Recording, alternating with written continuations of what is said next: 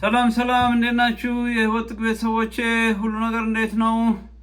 እንግዲህ ዞር ብዬ ሳየው ያሳለፍኩትን አባጣ ጎርባጣ የሚለው እንግዲህ ድሮ በልጅነቴ ነበር የሰማሁት የደረጀ መዝሙር ነው። ብዙዎቻችሁ ታውቁታላችሁ ብዬ አስባለሁ። እንግዲህ የዛን ጊዜ የዘመርኩት እንደ ቀላል መዝሙር ነው። ዛሬ ግን በህይወት ያለፍኩበትን ለማስረዳት ነው። እንግዲህ ጌትሽ አዲስ ሰው ነኝ። ውድ የፕሮግራማችን ተከታታዮች እንግዲህ ከመርካቶ አውቶቡስ ተራ እስከ ካልጋሪ ካናዳ እንግዲህ አንዳንዴ በመሀል አንዳንድ ትዝታዎች ይመጡብኛል እና ያው እግዚአብሔር ይባረክ፣ ሁላችንንም የጠበቀን እሱ ነው። እኔም እንግዲህ ዞር ብዬ ሳየው አንዳንዴ ያሳለፍኩባቸው ነገሮች ብዙ ነገር አእምሮ ውስጥ ያመጣሉ እና ዛሬ ወደ አሜሪካ ስገባ ወደ አሁን የማሳያችሁ ሬኖሳ የሚባል ቦርደር ነው እና ቦርደሩ የአሜሪካና የሜክሲኮ የሚገናኙበት የወሰን ከተማ ነው። በጣም የሚገርማችሁ በዚህ ቦታ ላይ በጣም ኃይለኛ ወንጀል የሚሰራበት ቦታ ነው እና እኔ በተሻገርኩበት የዛሬ 15 ዓመት ማለት ነው እንግዲህ በ2010 ነው እየነገርኳቸው ያለሁት። እንግዲህ የ15 ዓመት ወደኋላ ሄጄ ነው ይህን ታሪክ እየነገርኳቸው ያለሁት እና ዛሬ አሁን ሁሉ ነገር ያው ዩቲዩብ ላይ ስላለ እንትኑንም ለማሳየት በጣም ጥሩ አጋጣሚ ነው እና ይሄ አሁንም እያሳያቸው ያለሁት እንግዲህ ሬኖሳ ይባላል።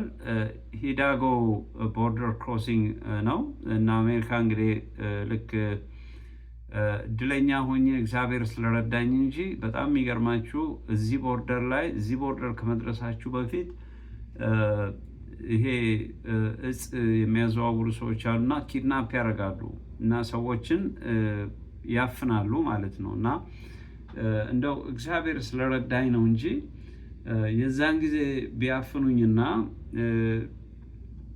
ገንዘብ አንጣ ቢሉኝ ምን እንደማድረግ አላውቅም ነበር። እንግዲህ ስደት ምን ያህል ከባድ እንደሆነ እና ሜክሲኮ በጣም ይፈራል።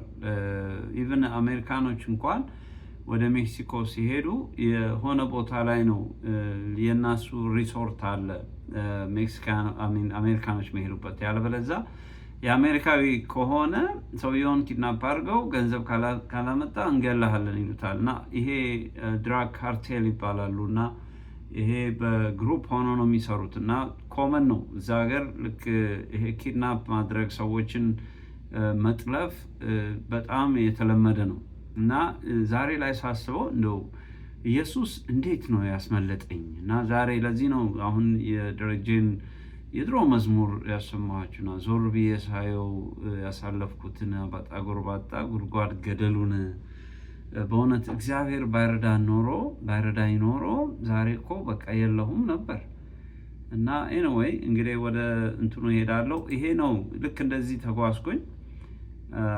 እንደዚህ ከተጓዝኩ በኋላ ነው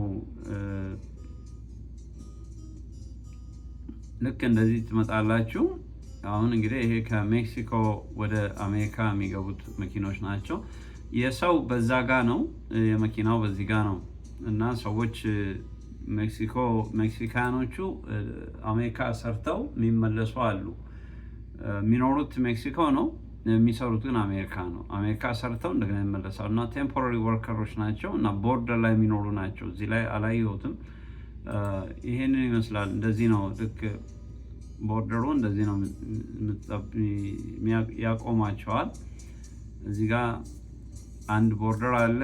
አሁን ይሄኛው እንግዲህ የሜክሲኮ ቦርደር ወደ አሜሪካ ሄደ ማለት ነው። ይሄኛው ደግሞ የአሜሪካኖች ቦርደር ነው ማለት ነው። አሁን እዚህ ላይ ቆምኩኝ። ከዛ በኋላ ቦርሳ ይዣለሁ፣ ጠየቁኝ ማለት ነው። ከዛ በኋላ ወደ እንትና መለሱኝ ማለት ነው። አቆሙኝ። ከዛ በኋላ ምንድነው አሉኝ? ፓስፖርት አሉኝ። ፓስፖርት የለኝም አልኳቸው። ከዛ ስደተኛ ነኝ፣ አሳልም ነው የምጠይቀው፣ ስደተኛ እንትን ነው የምጠይቀው አልኳቸው። ከዛ በኋላ ካቆሙኝ በኋላ በመኪና አለም በእግር ነው። ይሄ እንትኑን ስላላየሁ ነው፣ የሰዎች እንትን ስላላየሁ ነው። ይሄ በመኪና ነው። እና ሰዎች አሉ እዚህ ጋር ልክ ይጠይቋቸዋል። ፓስፖርት ከሌላችሁ አንድ ቦታ አለ፣ ሌላ ኦፊስ አለ። ከዚህ ሌላ ኦፊስ ጋር ይወስዳቸዋል ማለት ነው። እና እዛ ኦፊስ ኢንተርቪው ትደረጋላችሁ ማለት ነው። እና ኢንተርቪው ያደረገችን ሴት አስታውሳለሁ።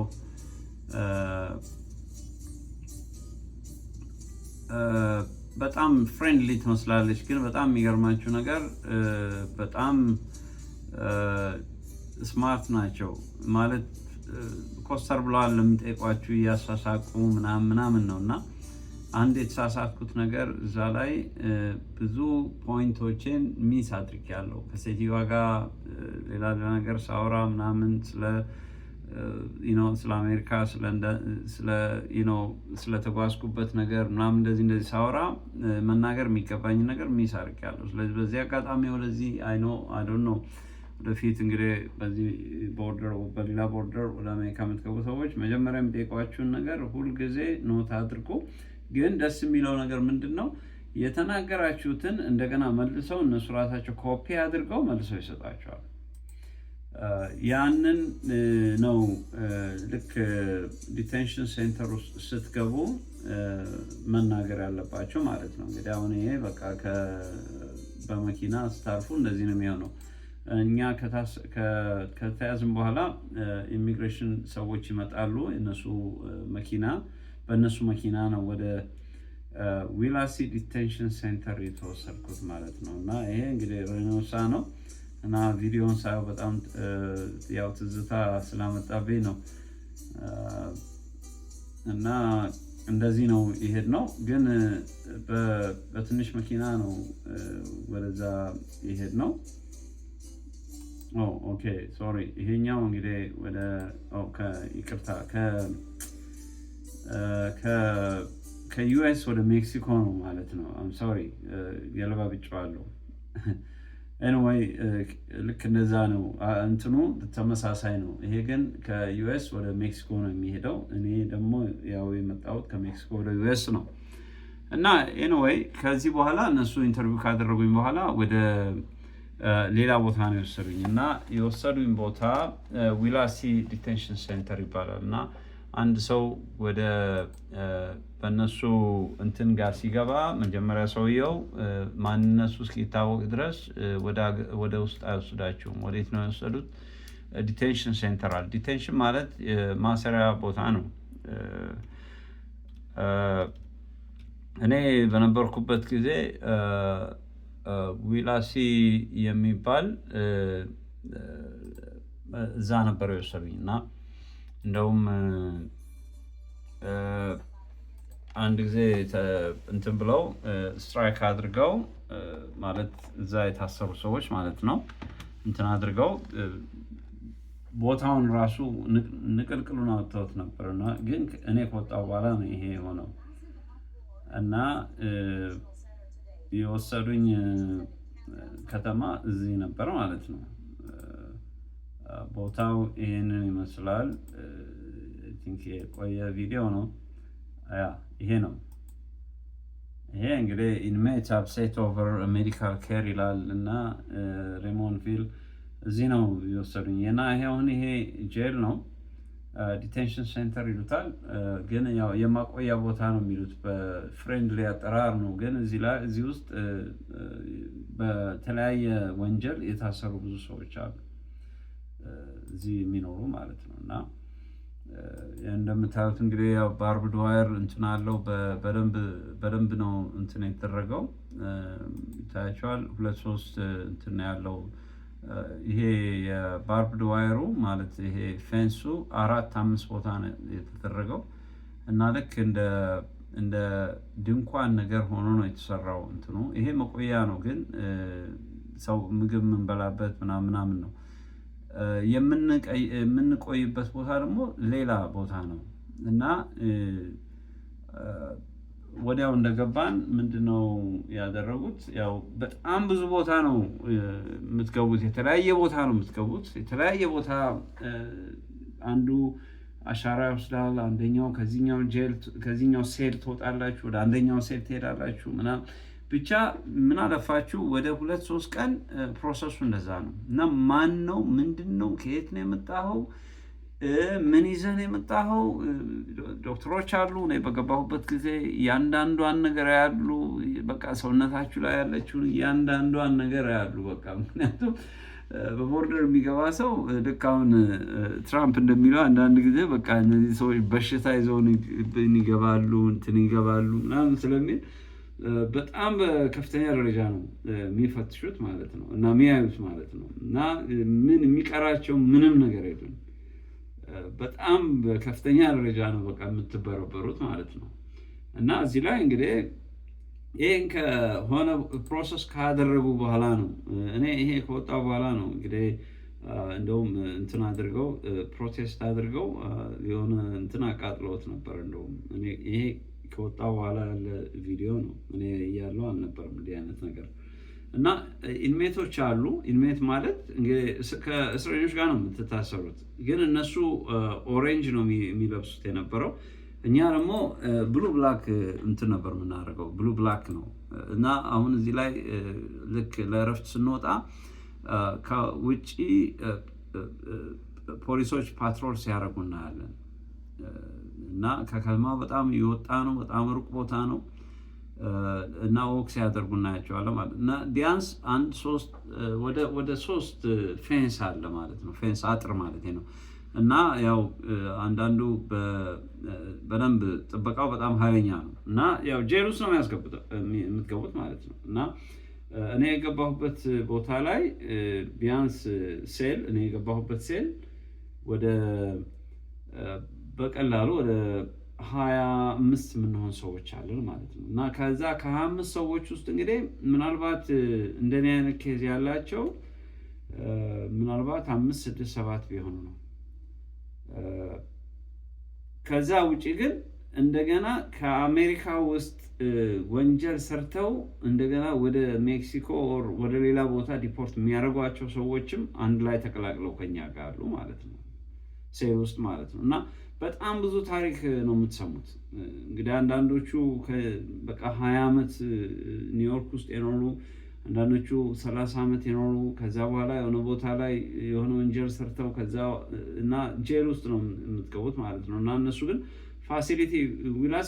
ፋሲሊቲ ሴንተር ነው የሚለው እንጂ ጄል ነው አይሉትም ሲናገሩት ማለት ነው። ግን ያለው ሁኔታ በጣም በጣም ተርብል ነው ውስጥ ማለት በጣም እንትን ነው። አሁን ይሄ ያልኳችሁ ብሉ የሚደረገው ኖርማል የሆኑ ሰዎች ናቸው። ሌሎች ደግሞ ኦሬንጅ የሚያደርጉ አሉ ማለት ነው፣ ከማክሲመም ፕሪዝን የሚመጡ ማለት ነው። እና እዛ ውስጥ ታዲያ ለመጀመሪያ ጊዜ እኛ ስንገባ ያው ጄልም አልመሰለንም፣ ግን ውስጥ ስንገባ ያለው ህግ በጣም ሲሪየስ ነው። እየተሰለፍን ነው የምንወጣው። ሰዓት አለው። በሰዓቱ በሰልፍ ነው የምንወጣው። የምንገባውም በሰልፍ ነው። ምግብ የምንበላውም እንደዚሁ በስነስርዓት ነው። ፀሐይ የምንሞቅበት ሰዓት ደግሞ የተወሰነች ሰዓት አለች፣ ውጭ ወተን የምንልበት። ከዛ በኋላ ወደ ቤት ነው የምንገባው። ማታ የምንተኛበት ሰዓት እንትን ያለ ነው፣ ልክ የታወቀ ነው። በዛ ሰዓት መብራት ይጠፋል። ከዛ ማንም ሰው ንቅንቅ አይልም፣ ንግግር የለም፣ ሁሉ ሰው ይተኛል ማለት ነው። እና በጣም ሲሪየስ የሆነ ሴኩሪቲ ስላለ ማንንም መንካት አይችልም ማለት ዊላሲ ሴንተር ዊላሲ በነበርኩበት ጊዜ ማለት ነው። እና ይሄ እንደውም ባለፈው ጊዜ ተዘግቶ ነበረ በዚህ በራይቱ ምክንያት። እና ዊላሲ የምታዩት ነው እንግዲህ በቃ በጥባጭ እንትኖች እንትን አድርገው ስትራይክ አድርገው ምግብ በደንብ አልተሰራም ምናምን ብለው እኔ ከወጣ በኋላ ነው ይሄ የሆነው። እና በዛ ውስጥ ብዙ አይነት ነገር አይ ነበር ማለት ነው፣ ጄል ውስጥ ማለት ነው። እና እንግዲህ በእንደዚህ አይነት ሁኔታ ኦልሞስት ለ1 ወር አካባቢ ነው የቆየሁት። እና የሚገርማችሁ ነገር እኔ በነበርኩበት ጊዜ ኤርትራውያኖች፣ ኢትዮጵያውያኖችም ያልወጡ ከኛ በፊት 6 ወር 7 ወር ኦልሞስት ዓመትም 2 ዓመትም የቆዩ ኢትዮጵያውያኖች፣ ኤርትራውያኖች አግኝቻለሁ። እና ምንድን ነበረ ችግሩ የነበረው በእነሱ በኩል የሰዎቹ አይዴንቲቲ አይታወቅም ነበር። እዛ ከገባችሁ በኋላ በተቻለ መጠን አይዴንቲቲያችሁ ካልታወቀ ማለት ማናችሁ እንትን ያስፈልጋል፣ መታወቂያ ያስፈልጋል ማለት ነው እናንተን የምትለዩበት። እና ሰው መታወቂያ ይዞ ካልገባ በቃ ሰውየውን አያውቁትም። እንግዲህ እኔ ያስቡት ወደ አሜሪካ እስክገባ ድረስ እንግዲህ ምንም መታወቂያ አልነበረኝም። ግን እግዚአብሔር ረድቶኝ በራሴ እግዚአብሔር ስለረዳን ብቻ ሌላ መታወቂያ ይዤ ስለነበረ በዛ መታወቂያ ነው ራሴን እንትን ያደረኩት ማለት ነው። መታወቂያ ራሴም አልነበረም። ይሄን ሁሉ ምላችሁ እንግዲህ ያለፈ ስለሆነ ነው፣ አሜሪካ ውስጥ ነው ይሄ የሆነው እና ያንን ካስገባሁ በኋላ ነው እንትን ያደረኩት። ያለበለዛ እናንተ ማንነታችሁ እስኪታወቅ መታወቂያ እስኪመጣ ፓስፖርታችሁ ከሀገራችሁ እስኪላክ ድረስ አይለቋችሁም። ምክንያቱም በቃ አይዴንቲቲው ማይታወቅ ምን አይነት ሰው ከየት ነው የመጣው ምንድን ነው የሚለውን ነገር ካላወቁት አይለቋቸው። እና እኔ እዛ ከገባው በኋላ የአጎቴ ልጅ ነበረች እና በአጋጣሚ እሷም ቴክሳስ ነበር የምትኖረው። በጣም የሚገርማችሁ ነገር እሷ ከ10 ዓመት በኋላ ነው ያገኘኋት እና እግዚአብሔርን ስራ አዩት። እንግዲህ እኔ ወደ ህንድ ትምህርቴን ጨርሼ ወደዛ ስመጣ ዲቪ አግኝታ እሷ ወደ አሜሪካ ትመጣ ነበር።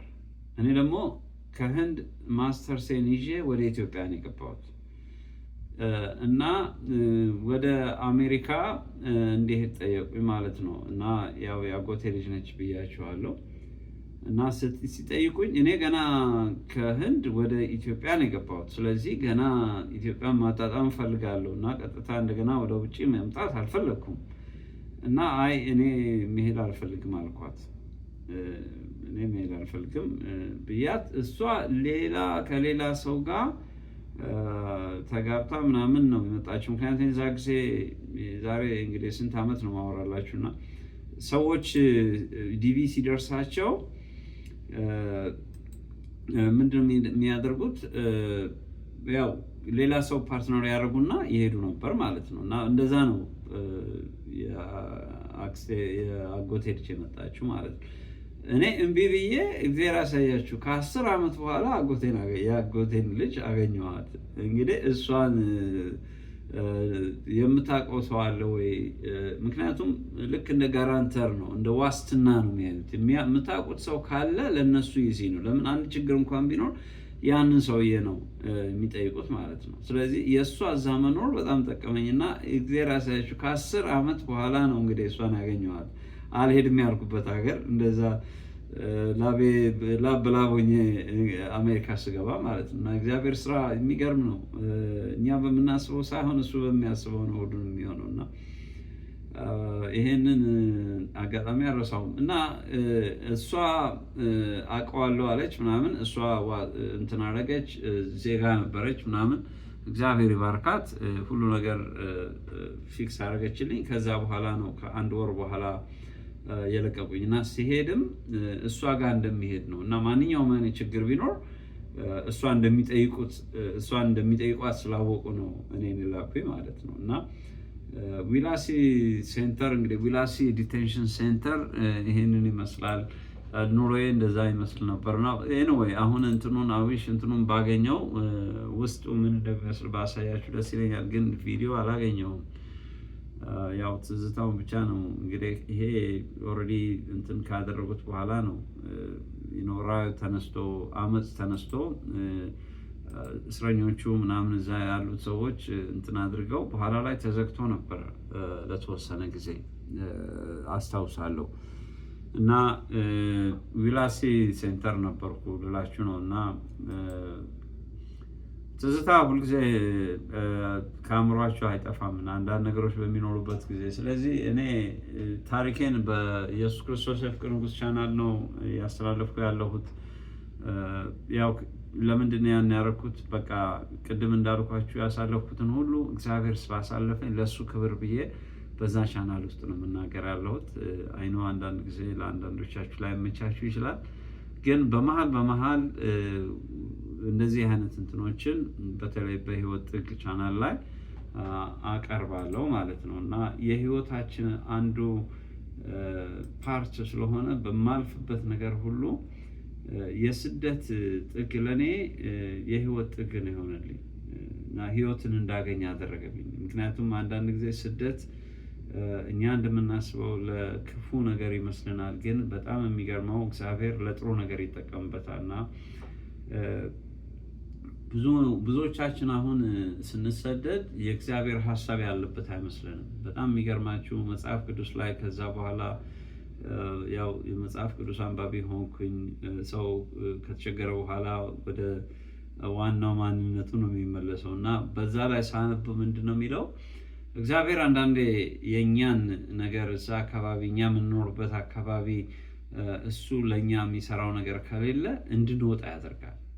ይሄን ያየሁት ምንድን ነው? ለምሳሌ መጽሐፍ ቅዱስ ላይ አብርሃም እኔ ወደማሳየህ ከዘመዶች ከቤተሰቦች ከህዝብህ ተለይተህ እኔ ወደማሳየህ ምድር ውጣ ሲለው እናያለን መጽሐፍ ቅዱስ ላይ ማለት ነው። እና እኔ እንግዲህ እንደ አብርሃም እግዚአብሔር ተናግሮኝ ነው የወጣሁት እያልኳቸው አይደለም። ፕሊዝ እኔ አልገባኝም። ግን ለምንድን ነው እግዚአብሔር አንዳንድ ጊዜ ሰዎችን አንዳንዶቹን እዛው ሀገራቸው ያቆያል፣ አንዳንዶቹ ደግሞ እንዲወጡ ውስጣቸው በቃ የመውጣት ስሜት እንትን ይኖርባቸዋል። እና እኔ መጀመሪያ ለመውጣት ሀሳብ አልነበረኝም። በኋላ ግን እግዚአብሔር ደግሞ ኢትዮጵያ ውስጥ ከገባ በኋላ ነገሮችን ቀያየረብኝ እና ያው ታሪኬን ነግራችኋለሁ። በወንድሜ ምክንያት ነው ወንድሜን አድርሼ መለሳለሁ ብዬ ነው የወጣሁት። ግን የሚገርመው ነገር ግን ሳላስበው እንደ ቀልድ ወጣሁኝ፣ በዛው ነው የቀረሁት። እና እንግዲህ ይሄን ሁሉ ስነግራችሁ 25 ዓመት ሆነኝ። ፕላን አድርጌ የወጣሁት ነገር አይደለም ማለት ነው። ስለዚህ በህይወት ዘመናችን ላይ ሁሉ የሚሆነው ነገር እኛ ሳናውቀው እግዚአብሔር ግን ፕላን የሚያደርገው ብዙ ነገር አለ። ምናልባት ኢትዮጵያ ውስጥ በሆንስ ኖሮ ምን አይነት ሰው ሆን ነበረ ብዬ ዛሬ ላይ ሳስበው እንግዲህ ከሁለት አንዱ ነው ብዬ አስባለሁ። ቢዝነስ ውስጥ ከገባሁኝ ወደድኩም ጠላሁም ኮራፕሽን ውስጥ መግባት አይቀርም ነበር።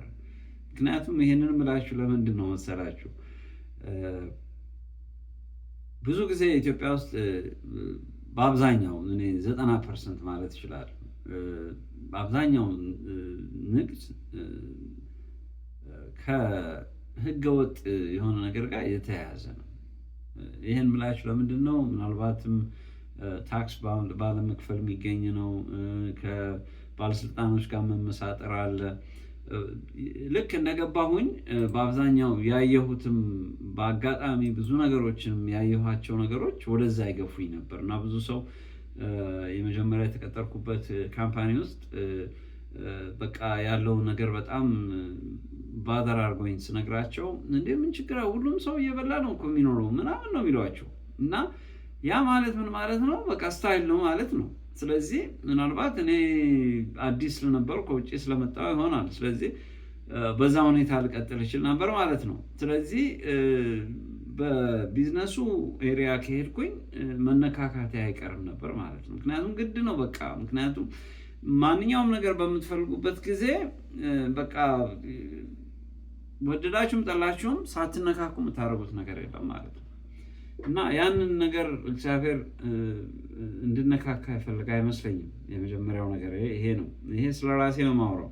ሁለተኛው እንግዲህ ምናልባትም ሁለተኛ ዲግሪን የሰራሁት ያው በኢንተርናሽናል ሪሌሽን ነው፣ በፖለቲካል ሳይንስ ኢንተርናሽናል ሪሌሽን ነው። ያ ማለት እንግዲህ ሁለተኛው ዲግሪ ከመንግስት ፖሊሲ ጋር ወይ ደግሞ ከመንግስት ባለስልጣኖች ጋር ወይ ደግሞ ካለው በጊዜው ከነበረው መንግስት ጋር የሚያገናኘኝ ነገር አልነበረ ማለት ነው።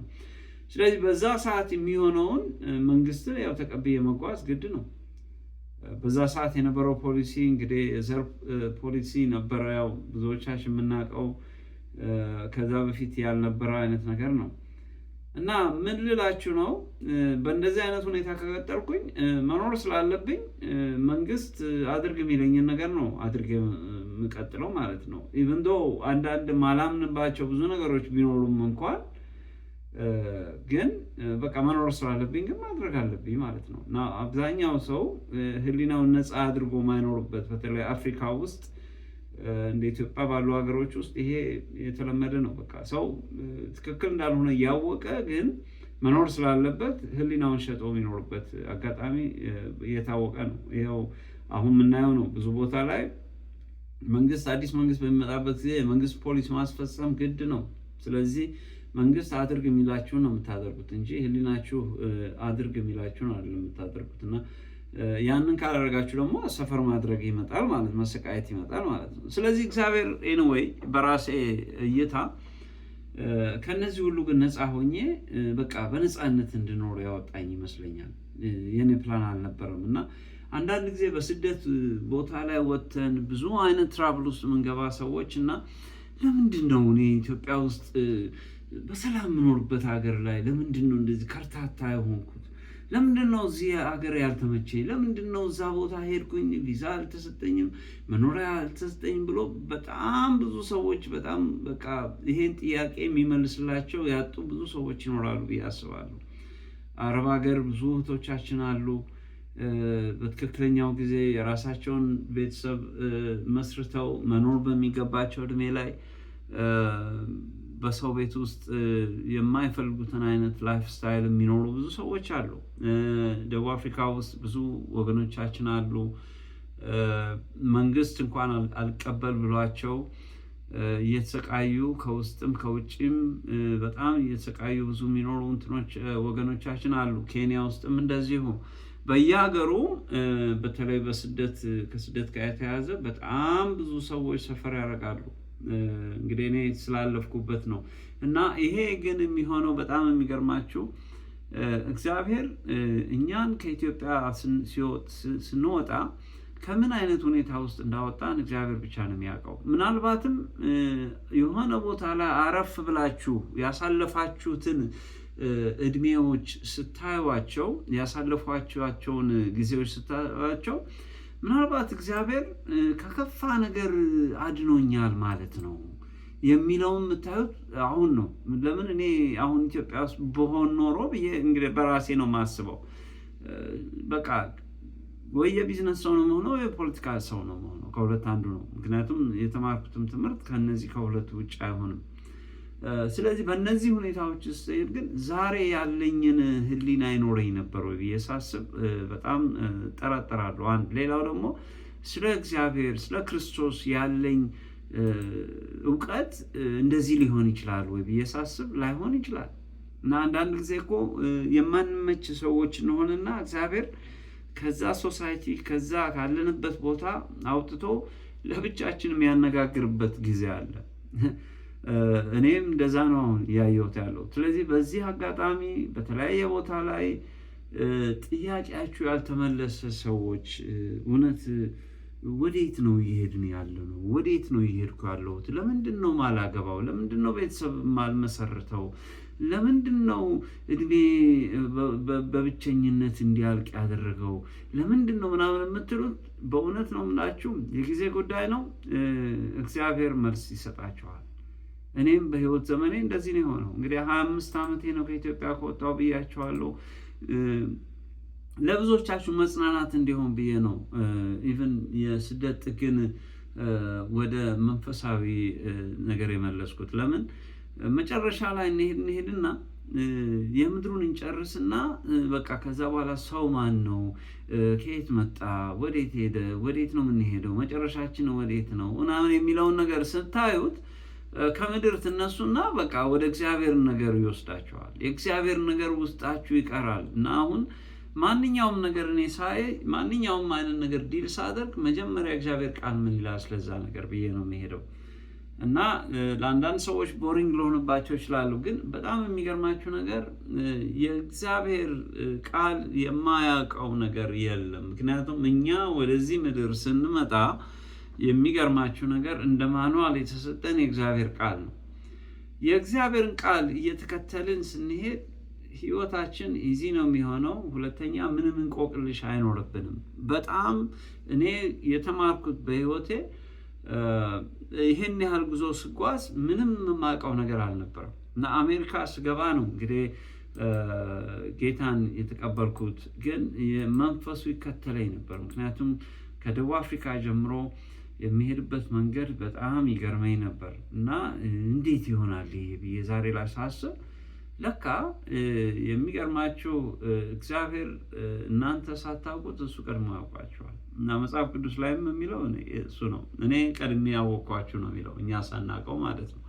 ስለዚህ የሆነው ነገር ሁሉ እግዚአብሔር ሳያውቀው የሚሆን ምንም ነገር የለም። እና በዚህ እንግዲህ ይሄ የዊላሲ ዲቴንሽን ሴንተር ውስጥ እንግዲህ አንዱ ትዝታ ይሄ ስለነበረ ነው እንግዲህ ይሄንን ያወጣሁላችሁና በስደት ውስጥ በምናልፍበት ነገር ላይ ሁሉ እግዚአብሔር ከኛ ጋር ነው የሚሄደው የሚያልፈው። ስለዚህ በዚህ ላይ አሁን እኔ ያረፍኩበት ቦታ ላይ ያላረፋችሁ ሰዎች ወንድሞቼ፣ እህቶቼ አይዟችሁ፣ እግዚአብሔር የሚጎበኛችሁ ጊዜ ይመጣል። ምክንያቱም እኔም መጨረሻ ተስፋ ቆርጬ በተለይ ደግሞ አሜሪካ በእንደዚህ አይነት ሁኔታ ገብቼ ላገኝ ሲገባኝ ኮርት ላይ ቀርቤ ሶሪ የአሜሪካ መንግስት አይቀበልህም የተባልኩበት ጊዜ የመጨረሻ ተስፋ ያቆረጥኩበት ጊዜ ነው። ምክንያቱም አሜሪካ በጣም ተስፋ አድርጌ ነበረ ይሰጡኛል ብዬ አስቤ ነበር። ግን ልክ አሜሪካ ሲከለክሉኝ ኮርት ቀርቤ፣ ያው የኢሚግሬሽን ኮርት ነው ፍርድ ቤት ማለት ነው፣ እዛ ቀርቤ ሲከለክሉኝ በቃ ከዚህ በኋላ ተስፋ ቆረጥኩ። ሚንስ የትም ቦታ ብሄድ ምንም ደንታ የሌለው ሰው ሆንኩ። ግን በጣም የሚገርማችሁ በዚህ ውስጥ ግን በጣም ውስጤን ሙሉ ያደረገው የነበረው ግን ክርስቶስን ማግኘቴ፣ ክርስቶስ ከኔ ጋር መሆኑ፣ የእግዚአብሔርን ሚስጥር በማወቄ ግን የትም ቦታ ብኖር ሰርቫይቭ እንደማደርግ ነው ያወቅኩት እና ግድም አልሰጠኝም። ምናልባትም እግዚአብሔር ከፈቀደ ካናዳ ልሄድ እችላለሁ፣ ከባለቤቴና ከልጄ ጋር ልገናኝ እችላለሁ። እግዚአብሔር ደግሞ ካልፈቀደ ደግሞ እነዚህ ሰዎች ዲፖርት ቢያደርጉኝ ኢትዮጵያ ብገባ ደግሞ ኢትዮጵያ ደግሞ በቃ ምንም ያለ ምንም እንትን ለመኖር፣ ምክንያቱም አንድ ጊዜ እግዚአብሔር ፍቃድ ከሆነ እግዚአብሔር ከእናንተ ጋር ከሆነ የትም ቦታ ጅቡቲ የሚሄዱ ሶማሌ የሚሄዱ የትም ቦታ ይኑ በቃ መኖር ትችላላችሁ። በቃ ይሄ ነው የክርስቶስ መንፈስ ወደ ውስጣችሁ የሚያመጣው ኃይለኛው ፓወር ይሄ ነው።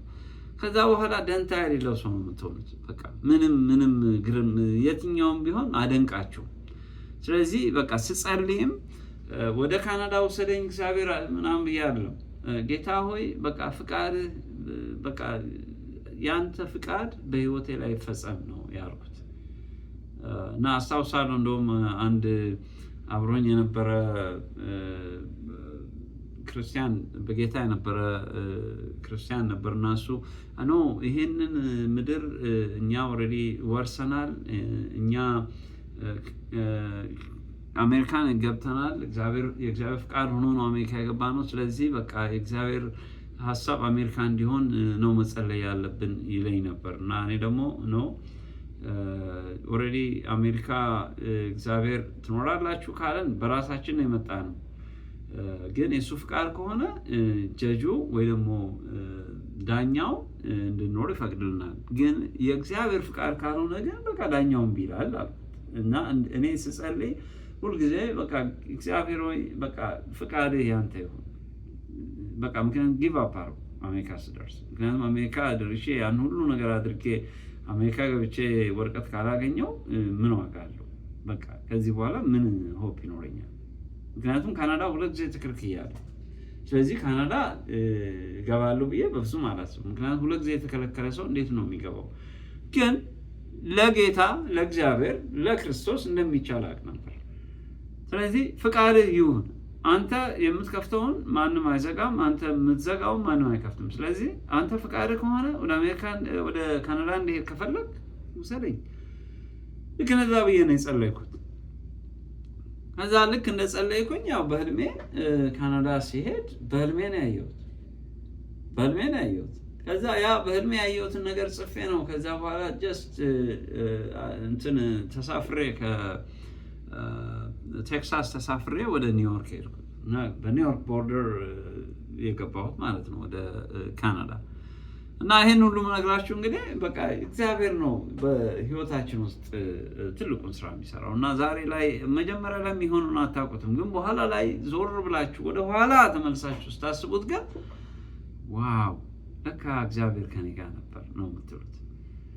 እና ይሄን ልላችሁ ነው እንግዲህ ተባረኩልኝ። በተለይ በስደት ያላችሁ ምናልባት ወረቀታችሁ ያልተሳካላችሁ ከሁሉ በላይ በቃ ልባችሁን ወደ ክርስቶስ አዙሩ። ለሱ ምንም ቀላል ምንም ከባድ ነገር የለም። ስለዚህ እሱ ያገኛችሁ እሱ በራሱ ሰዓት ሁሉ ነገር ውብ አድርጎ ይሰራዋል ማለት ነው። እና ስላዳመጣችሁ በጣም አመሰግናለሁ። እንግዲህ የቴክሳስ ዊላሲ ሴንተር ትዝታ ይሄንን ይመስላል። በሚቀጥለው በሌላ ፕሮግራም እስከምንገናኝ ድረስ መልካም ጊዜ ይሁንላችሁ ብዬ ሰናበታለሁ። ጌትሽ አዲስ ሰው ነኝ። ቻው።